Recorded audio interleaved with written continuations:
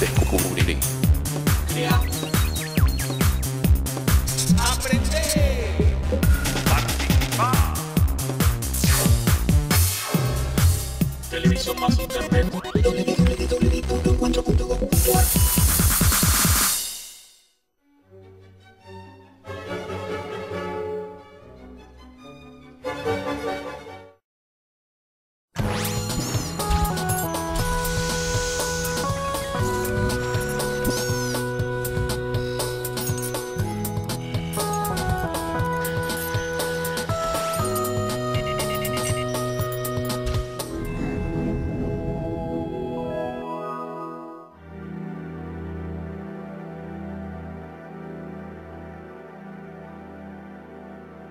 Desde tiempos muy remotos, reyes y emperadores se preocuparon por conseguir datos sobre sus posesiones, conocer el número de habitantes de una población y así decidir cuántas tierras dedicar al cultivo o establecer la recaudación de tributos al Estado.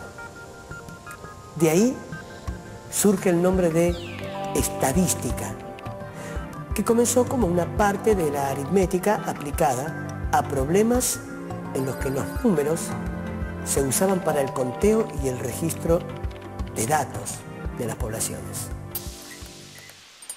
Recién en el siglo XVII, un inglés llamado John Grant, dueño de una tienda, inspirado por unas tablas de mortalidad que semanalmente se editaban en las parroquias, estudió los casos de defunción por accidente, suicidio y enfermedades varias.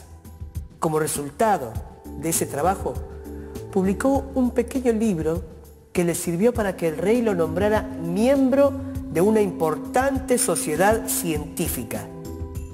El libro fue tan novedoso que puede considerarse precursor de la estadística como ciencia. Un médico amigo llamado William Petty, el hombre que más contribuyó al desarrollo de la economía política, continuó con los estudios de Grant y escribió sobre medicina, matemáticas, política y economía. Sus estudios sobre la probabilidad de supervivencia del hombre a determinadas edades resultaron una importante contribución para que a finales del siglo XVII nacieran las compañías de seguros de vida. El nombre que Petty dio a la nueva ciencia, que hoy conocemos como estadística, resulta curioso. La llamó aritmética política y la definió como el arte de razonar por medio de cifras sobre las cosas que se relacionan con el gobierno. Hoy en día la estadística tiene un campo de aplicación muy amplio y es una de las disciplinas matemáticas que más utilidad tiene en otros ámbitos del conocimiento. Es difícil imaginar una ciencia o un campo profesional cuyos conocimientos no se construyan sobre bases estadísticas. Se usan estadísticas en las ciencias sociales, en demografía, para tener disponibles datos sobre la esperanza de vida o la composición de las poblaciones. En las ciencias de la naturaleza se usan estadísticas para estudiar la migración de las aves o la evolución de especies en extinción. Y también en medicina, en psicología, en ingeniería, en la producción de bienes y servicios y en muchas otras áreas más. En medicina, digamos, es ineludible, porque las mediciones, las medidas médicas de colesterol, glucemia, hipertensión son de tipo estadístico, es decir, a partir de cuándo a una persona se la medica como hipertensa y cuando tiene más de tanto, ¿sí? ¿Y por qué si tiene entre tanto y tanto no? Y porque entre tanto y tanto se considera que la presión está dentro de los parámetros de lo que se considera saludable. Entonces, decidir una medicación es una decisión de tipo estadística. El trabajo en estadística, además de determinar los elementos relacionados a tener en cuenta en una investigación, es decir, las variables implicadas, consiste en recoger datos, clasificarlos, presentarlos adecuadamente, analizarlos y organizarlos de modo que sirvan para la posterior toma de decisiones. Por ejemplo, cuando se proyecta crear un nuevo hospital, hay que decidir dónde localizarlo. Se debe pensar que la ubicación satisfaga las necesidades de la población de una zona. Puede plantearse la alternativa de crearlo en una localidad o entre varias localidades, de manera que recibir atención médica sea accesible a más cantidad de personas. Para tomar la decisión más inteligente, será necesario disponer de algunos datos referidos a estadísticas de población, números de habitantes, grupos de edad, condiciones de vida, incidencia de enfermedades y también características de la infraestructura, la red vial, los medios de comunicación, etcétera, de las posibles localizaciones del hospital. Menos mal que construyeron el hospital cerca de mi casa. Estoy a 7 minutos de ahí. Si me pasa algo, llego rápido y sin problemas, ¿no?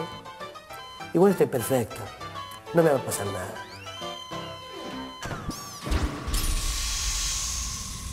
En muchas ocasiones es necesario poder predecir con cierta aproximación el comportamiento esperado de sucesos futuros.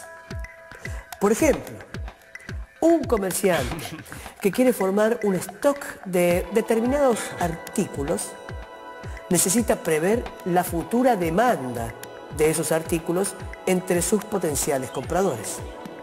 Para eso se formularán distintas preguntas con relación a los costos aproximados según la cantidad de unidades, el gusto de los consumidores, la durabilidad de los artículos, la situación económica de los posibles consumidores, etc.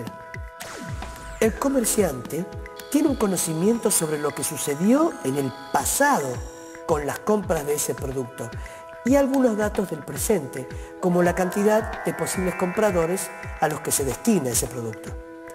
Sobre esa base, saca conclusiones en relación a cuánto van a demandar esos compradores y, en consecuencia, decide qué cantidades necesita para formar el stock. Aunque el comerciante no lo sepa, está actuando con mentalidad de estadístico, ya que para hacer su previsión debe recurrir a los datos de su experiencia anterior, considerar los registros y tomar decisiones a partir de ellos, es decir, partir de hechos y comprobaciones experimentales para inducir conclusiones generales sobre la situación que se estudia y tomar decisiones en consecuencia. Raulcito, compinche. Hola, compadre. ¿Y qué pensás de lo que te dije? Raulcito es un amigo con el que estamos trabajando en un proyecto. Estuve pensando y me parece que tenés razón, ¿sabes? El local es preferible ubicarlo en la avenida, porque ahí va a haber más clientes. Claro. Y además ya tenemos las experiencias de esa librería que habíamos abierto en aquella calle tan poco transitada. No nos venía a comprar nadie. Bueno, más canudo entonces.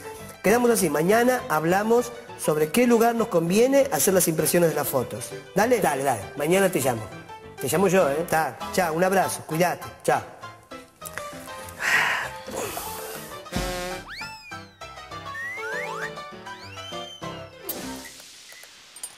Pero no solo usan este método los pequeños negocios o locales que se abren entre amigos o familiares. Estrategias parecidas deben utilizar en el plano científico o técnico los economistas, los hombres de Estado, los hombres de empresa, para tomar decisiones vinculadas a su tarea profesional.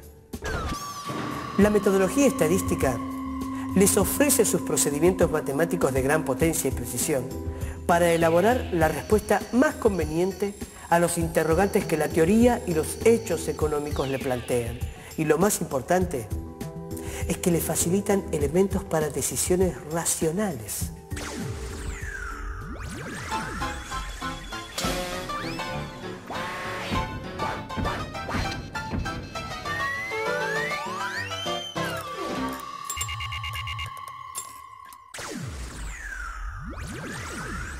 La estadística tiene como objeto el estudio de conjuntos numerosos, es decir, colecciones con muchos elementos que pueden ser personas, acontecimientos, situaciones, objetos varios.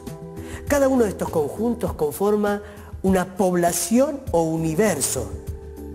Vale decir que en estadística el término población no se limita a grupos humanos. No es fácil recoger los datos de todos los individuos de una población en estudio, cuando es tan numerosa. Por eso es necesario considerar un conjunto menor de ese universo, al que los investigadores llaman muestra. En el caso, digamos, del alumnado, la población de estudio serían los alumnos de una determinada universidad, por ejemplo. Quiero saber si los alumnos de tal universidad son mejores o peores en matemáticas que los alumnos de otra universidad. Entonces, si esta universidad tiene, qué sé yo, 20.000 alumnos y esta tiene 15.000, en general es muy costoso, digamos, tomar las notas de los 20.000 alumnos y de los 15.000 y comparar los promedios de notas de uno y promedios de notas de los otros. Entonces se toma que una muestra, 100 alumnos de una, 100 alumnos de otro, que están haciendo matemáticas, y se toma el promedio de los alumnos de la universidad y de la universidad B. Pero no se trata de hacer un recorte de cualquier manera.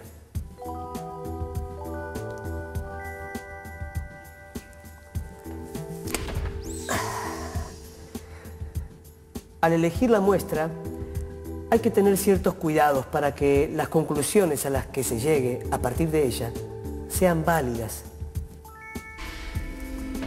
para la totalidad de la población.